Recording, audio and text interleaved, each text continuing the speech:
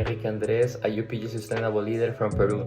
Currently in Sweden, pursuing my Master in Global Management, with 3 years of work experience in environmental regulations and community engagement.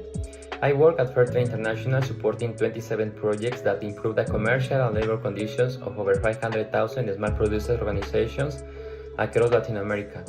Currently, I am doing an internship with the NGO Inclusive Business Partners, where I contribute in adopting sustainable and deforestation-free practices of 200 Colombian coffee businesses, helping small farmers adapt to global regulations and compete in international markets.